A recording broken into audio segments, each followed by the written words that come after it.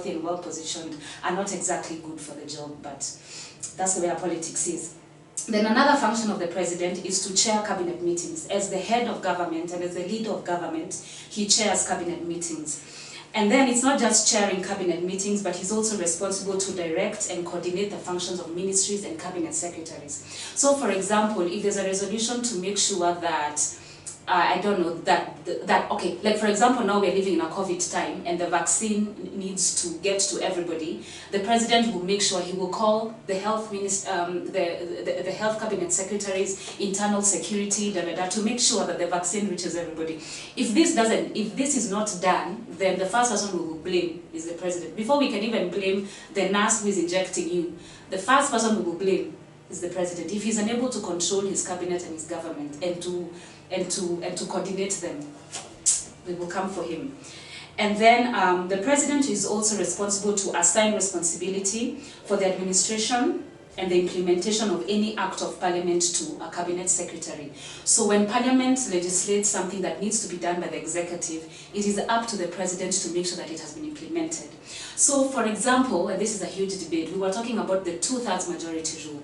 If the president is not invested in making sure that it's implemented, and if this implementation has to be on a cabinet secretary level and it's not done, the person who will come for is the president.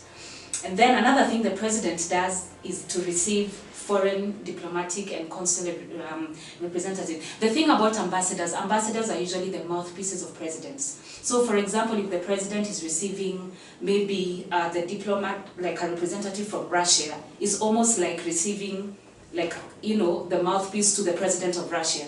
And this is very important because it guides the relationship between the states.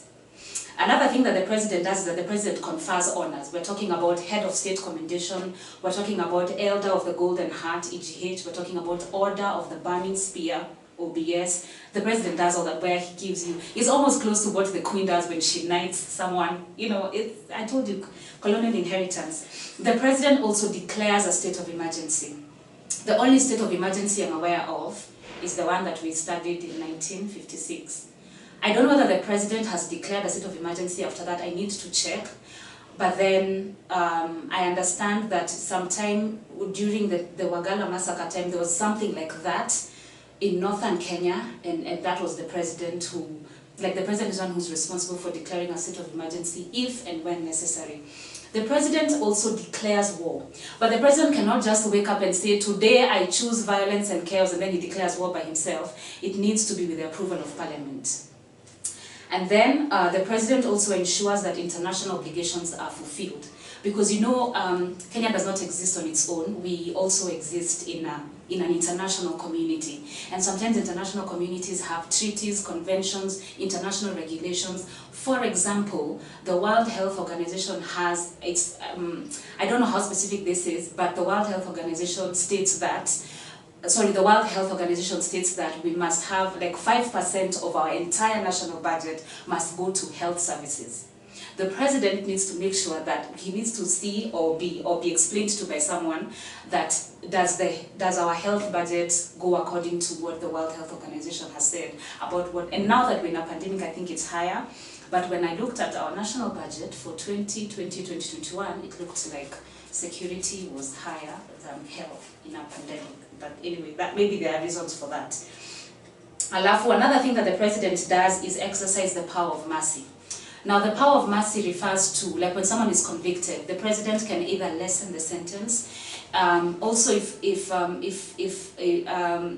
the person can also decide that, okay, yes, you've been found guilty, but the president can say, all right, you're supposed to be sentenced to death. But because death is a bit harsh, maybe you can do life. He has the power to do that. It's called the power of mercy. Yeah? And that is like a small bit of what the president is supposed to do. Of course, the functions are mainly depending on all the things that he sits in, but those are the main ones captured in the Constitution. So thank you very much for watching. Please continue to subscribe, to like, to comment.